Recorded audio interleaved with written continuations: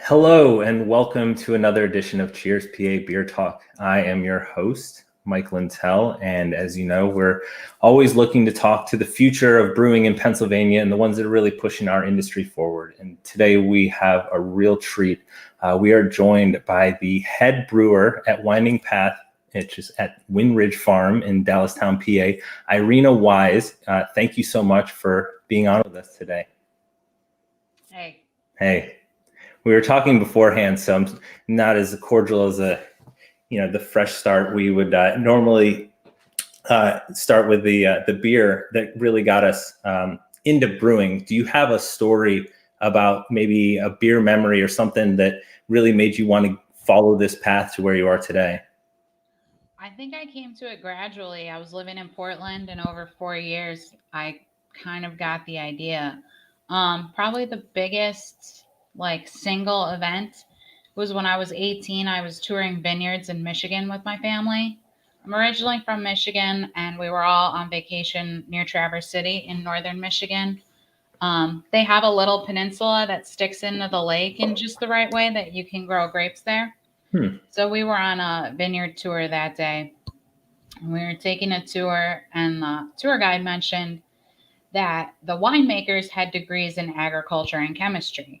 And I was working on a degree in chemistry at the time, and that was the first time it had occurred to me that as a chemist, I could go into fermentation. And then I just kind of thought about that and let that seed grow for the next 4 years, and then decided to give it a try. That's amazing. You had the training that not a lot of people right now, came to it that way. And so did that give you a leg up from the beginning, just understanding the process from that deep of a level? Or did you still have to learn some of the ways just in the brewing process? It gave me a leg up in getting my applications to the top of the pile. It's given That's me a awesome. leg up in understanding since then. But I did still have to start with the beginning with cleaning kegs, filling kegs, and cleaning tanks. I don't know. It helps me understand the chemistry that's happening with our CIP chemicals, but I definitely had a lot to learn from the beginning nonetheless.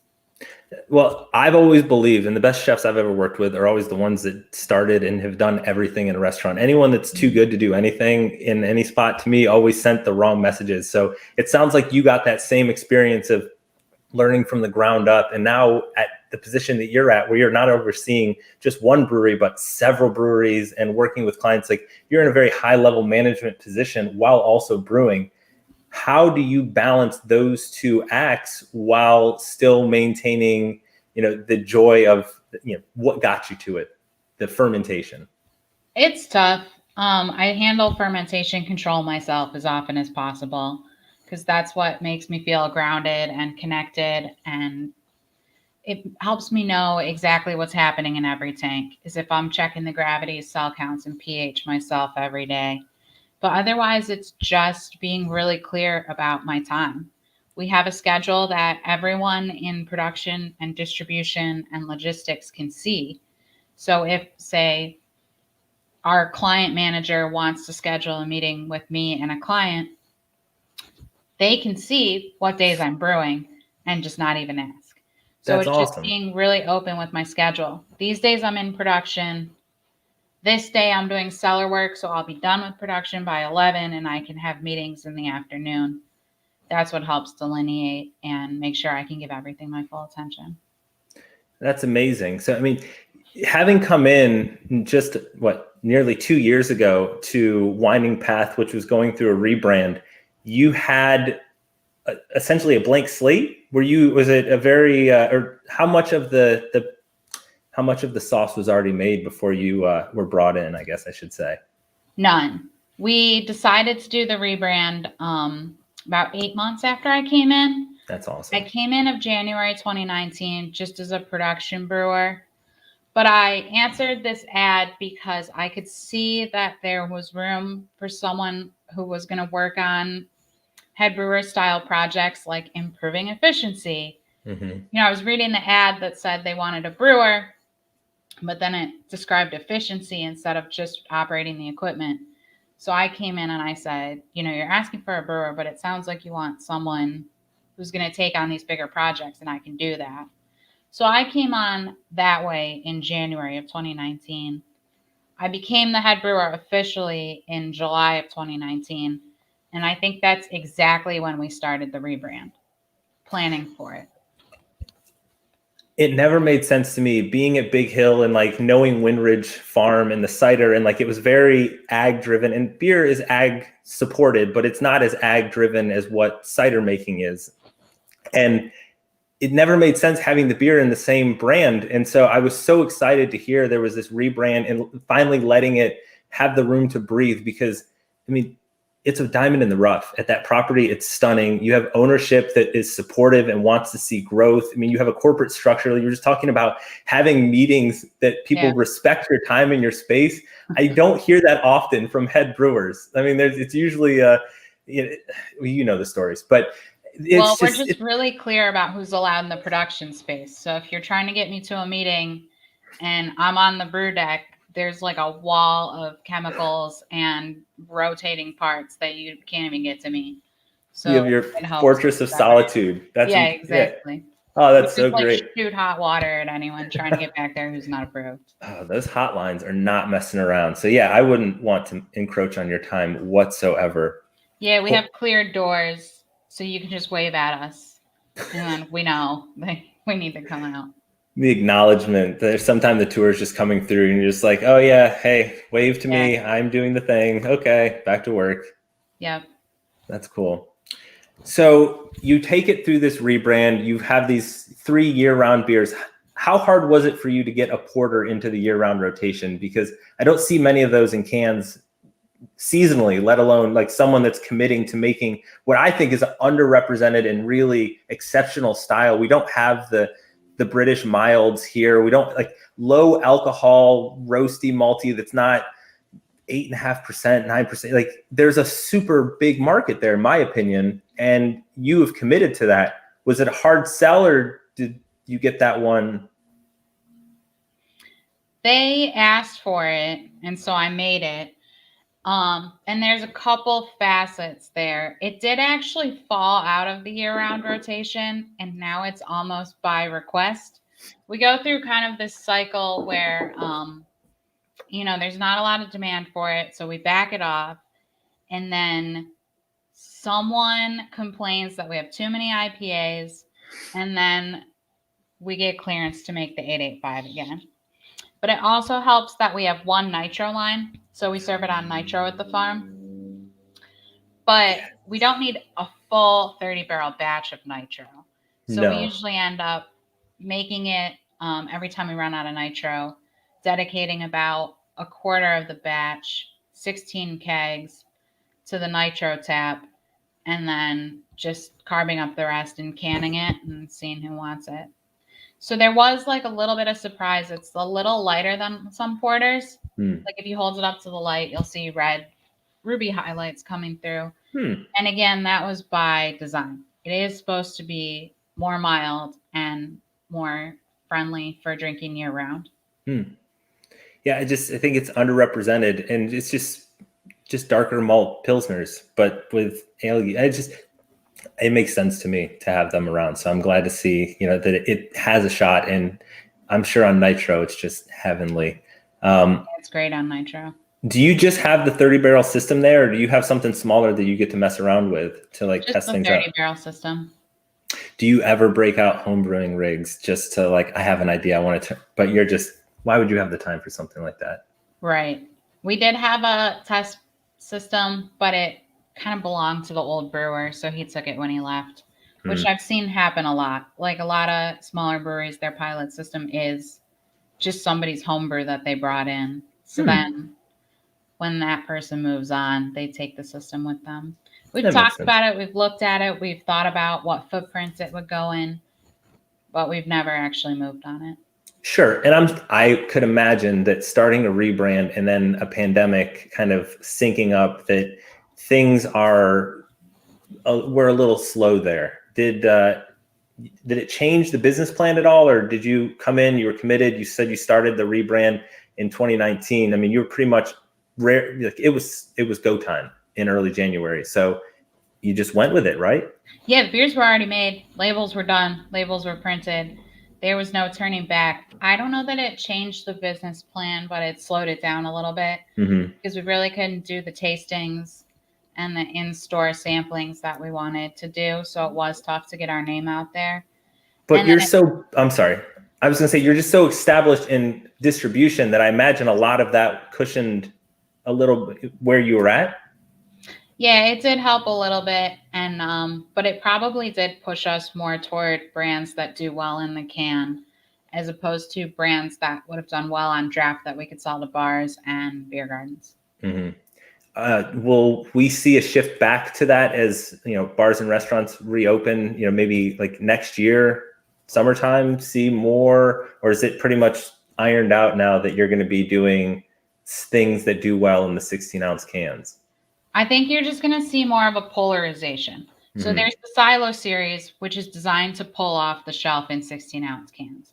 As we were talking about before we went live, it's all double IPAs, all over 7.4%, with just a focus on hops. There's no fruit, nothing unusual, no new fermentation methods or anything in the Silo series this year. It's just double IPAs with hops you might not have tasted or might not have had be the focus of a brand before. And then our seasonals are going to be more draft friendly, like a tropical Berliner, and that is designed for the beer gardens. Sorry, tropical Berliner just made me think of warmer days. The collaboration you were telling me about before we went live with New Zealand hops, that's going to be the first Silo series of 2022? Yes, that'll come out in early January. Can you talk a little bit about that, or is it still not ready for release? No, we're happy to talk about it.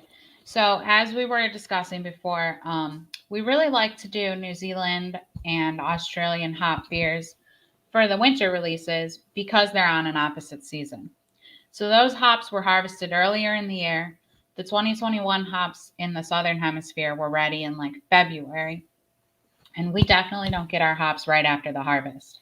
Hops have to be dried, baled, and pelletized, and then distributed, and the bigger guys get their distribution first, and those of us buying 1 or 2 boxes get our distribution last. So it's easy for us to get hops from the current harvest that come from the Southern Hemisphere when we get into the October, November months of the year, whereas right now the hops that came from Yakima are still not available to me because they haven't been pelletized and packaged for distribution yet. So that's why for the last couple of years, we've done beers for January that focus on Southern Hemisphere hops. That's really amazing. And I'm sure just working with fresh things at that time always makes it better. Right.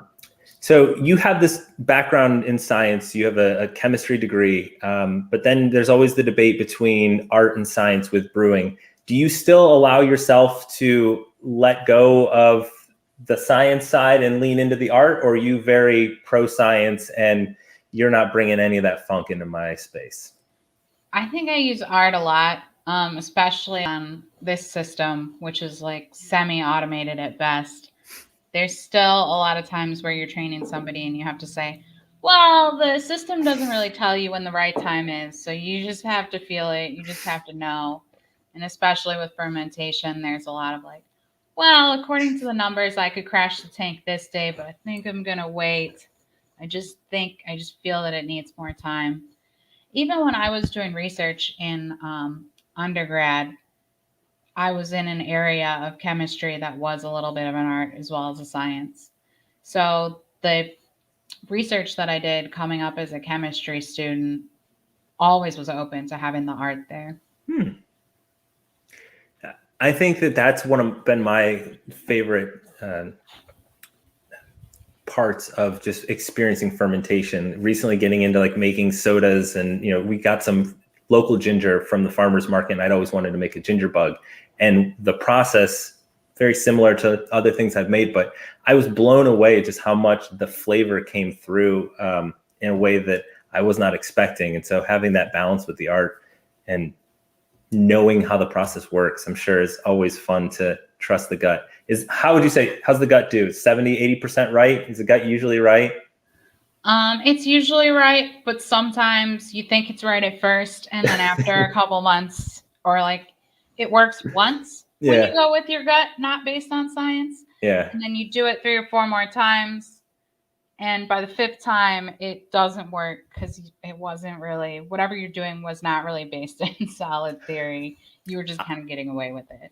I would argue looking at that many instances is bringing too much science into the art. And I think the gut would be against that. I think the gut is 100% right all the time. We just can't look at its track record and just, when you go gut, you got to go gut. The problem is when it does work and people like it, they want you to do it again. And then you have to figure it out. I forgot about that whole part of you being in the replication business. Yeah. Well, you do a wonderful job with the replication, and you also do some amazing work with the Pink Boot Society. And I have been trying to find, with past guests, a way to talk about this amazing organization. And I was so glad to see that there was a really great tie-in with you and the scholarship that you received. Would you be willing to talk a little bit about the organization and some of the experiences you've had? Sure. I've been a member of Pink Boots probably for 10 years now. That's how long I've been brewing, and I got involved in it as soon as I got involved in brewing because there was a very active chapter in Portland, and that chapter was really close to the founding of the organization because that's where the head of the organization lives and works is the Pacific Northwest. And they're also really into like brewers guilds and meetings out there. Out there, everything's it's more small breweries with like 2 or 3 brewers in pretty close to each other, pretty high density. So it's easy to have meetings. Whereas out here, we're more spread out unless you're in one of the major city centers. So we just kind of tend to have 4 or 5 brewers in every location and talk to our own coworkers or maybe people we used to work with that we still know. But Pink Boots is it's an organization that supports women in the fermentation industries. They actually just expanded to include cider and mead as well. I actually can't keep up with all the things that are included. I call them Mead Rule, the Brandolin Rule, because Brandolin, you may know her from Zero Day and now from Upper Reach Meadery. I think she was the one where she was involved in Pink Boots, and then she divested from Zero Day and went to Upper Reach. And all of a sudden it was like, oh, well, you can't bring your products to the festival at Love City because you don't make beer anymore. And we were like, that's not right. Like, Yeah. definitely still our industry. She's definitely still our colleague. So I don't know if that's what motivated National, but it's how I saw it playing out at our level. Yeah, I wouldn't get in her way with anything. She is a force, and a force for good, and someone that's really helped push the state forward. But yeah, that doesn't make any sense. So I'm glad that they got that rectified. Yeah, so they adjusted it, and so they have a lot of work to do to like bring in education about cider and work in the palm boots and kind of make sure there's no overlap and that it's useful to everyone. But I leave that to the people at National. I did receive a scholarship from them. That's what they do as a nonprofit organization. We have meetings. It's a time to educate ourselves and compare experiences and support each other. And they offer scholarships. The one that I received was to take the Women in Leadership course through Cornell Online. So that was not fermentation industry specific because I had already gotten my Master Brewer certification at that point, and I really didn't feel that I needed to take another technical course at the time. So a leadership course was perfect for me. Yeah, I saw you. I saw a quote from you about that, and that you really just wanted something that could set you up because you could see your future. You saw what you wanted to be, and you knew the skills that you had, but also what you didn't have. And I thought it was brilliant to go and take those leadership courses and really gain that confidence in an area that you're in these rooms and they're not smarter people than you. They're just like, they're the ones that were in the room. So being allowed in the room and just knowing that there's no secret, you just have to, like, you belong there just as much as everyone else does. And I love that. So I think that it's a really a smart way to see where you were going and an obvious choice of why you received the scholarship. Thanks. You recently had a meeting where you were on a panel for a book, right? let me get the Forgotten History of Alewives, Brewsters, Witches, and CEOs, Tara Nuren's new book. I haven't had the chance of reading it yet, but what an amazing panel. Did you get a chance to read the book beforehand? Are you an avid reader, I should say? I've been reading it right now. I've been reading it in all the downtime I get when I get some. Yeah. About a third of the way through. I'm looking forward to getting my hands on it. I wasn't able to make it down to Plowman the night that she was near me in Gettysburg, but how did the event go, both from a standpoint of you hosted at your beautiful facility in Dallastown? You had a full beer dinner and discussion. Like that had to feel kind of nice getting back to those types of events. How'd the night go? It went great. It was really great, like you said, to host people out here. It was nice to really get to showcase our beer in its natural habitat and pair it with food so that we could have people experience it exactly the way we intended. And to have Tara out here, like it really felt like it was roping the broader beer world into Wyndridge and bringing us onto the forefront and keeping us relevant. Actually, we're selling the book in our retail shop if you're looking for it. Yeah, that gives me another reason to make a trip over. I have to say that what I heard you, it sounded a lot like what you wanted to do last January. It sounded like the type of, reintroducing or really introducing to the super great potential that is all at Wyndridge Farm, and just showing that it's something that they're taking a little more seriously than just Wyndridge beer, and finally getting to do something like that with such a great cause and book behind it. That's just amazing. Was that an idea that you had, or did Pink Boots come to you? How did that come together?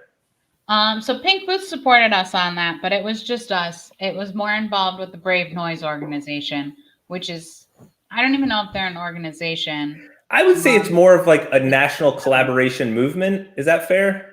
Yeah. So that was with us in the Brave Noise movement. We just happened to get a lot of support from Pink Boots, and a lot of the people who were there were also in Pink Boots. My apologies. I misinterpreted how that event came together. I'm glad that you brought up Brave Noise. How did the collaboration go? Is there anyone that you want to shout out on this that you really enjoyed working with? Hops and Stuff has been our biggest supporter so far. They're the ones that supplied the Sabro hops for the collaboration, and they've really been giving us a lot of shout outs and keeping it in the forefront with their social media. But otherwise, that was my first experience with one of these nationwide collabs. Mm-hmm. So the way those work is we take the recipe that is made by one person, in this case, Brienne at Notch Brewing, or she was formerly at Notch Brewing. And you just kind of, there's like a pretty low bar for proving that you're serious and that you can be part of the collaboration. We just had to send in our code of conduct, maybe do a few other things. And then they send you everything with room for personalization. They send you a Dropbox folder with the recipe and the labels with room to insert your own logo. And then you do the rest. So actually, I didn't have any other brewers come in to brew it with me. I just had our own support staff come and brew it with me. People from social media and sales. What was it like having, because I always found like having non-beverage professionals in those days, like it's like Christmas Day and they're just like running around like, what can we do? And it's like the excitement, but then as the day goes on and they see how much like cleaning and time, like it's just like, well, I mean, I got other stuff to do. Did they enjoy the whole process, or did they is there a little bit of that? Out. And like each successive one is a little less well attended as everyone finds out that it's like not just drinking beer and eating lunch while you watch stuff flow through the pipework.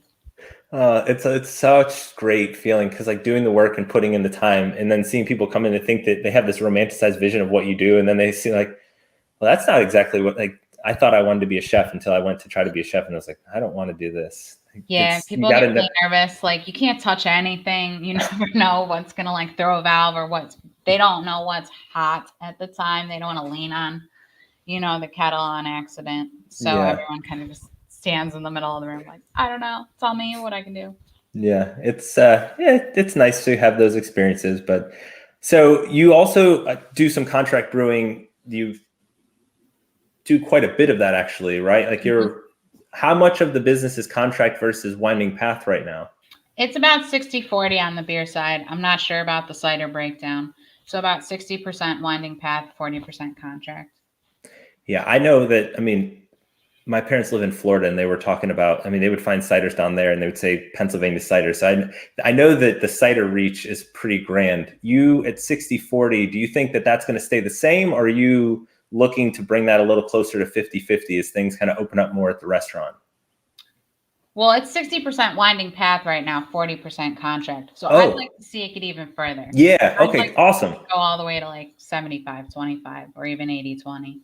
Yeah, okay. Sorry, I misunderstood your response. That's amazing because I want to see more of your beer. I think that there's room for that here, and just the facility. It's one of those destination beverage situations where you go and you experience it, and it really brings you in.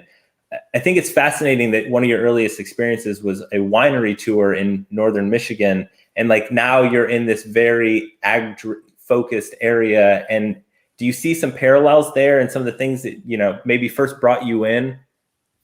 Yeah, definitely. It's really great to be like right in the heart where everything's grown and kind of get inspired on your way into work every day by driving through the fields. Yeah, with close enough proximity to major metro centers that you still can scratch that itch. Do you miss the Midwest at all, or have you're pretty much committed to the East Coast now?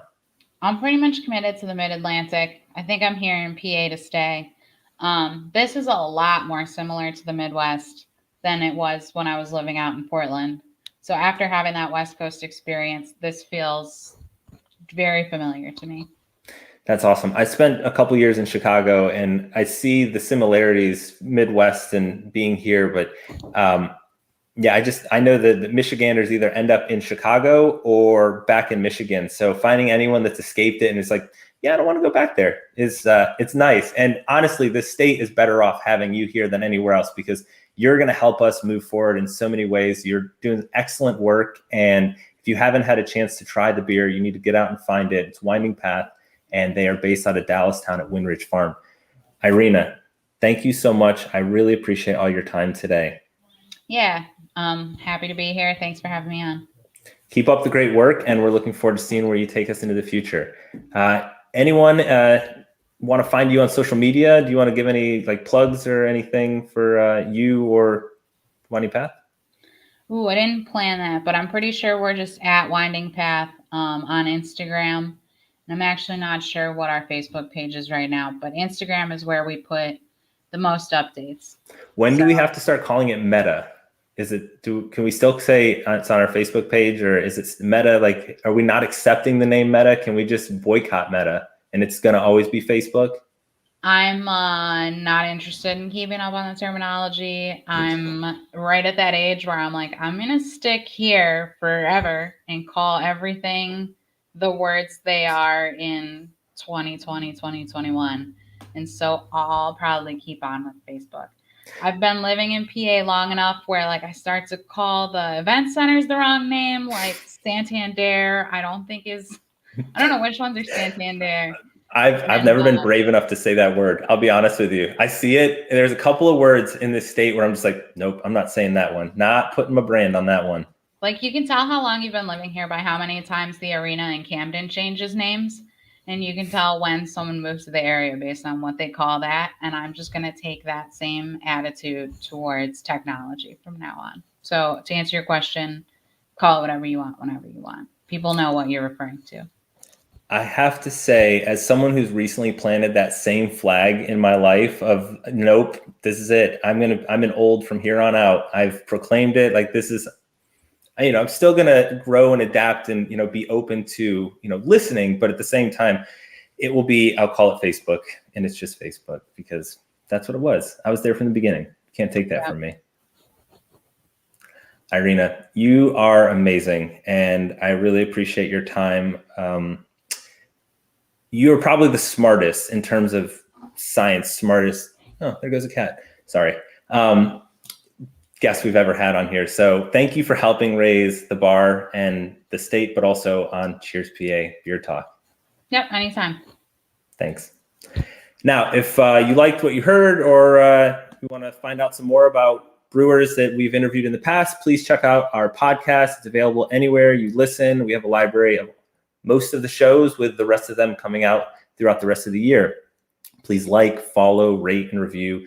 Help us telling the great stories behind Pennsylvania's journey out of the beverage Stone Age and quickly becoming a leader in the nation by supporting the show. And thanks, as always, to our friends at Weis Markets for making all of this possible. Until next time, cheers, PA.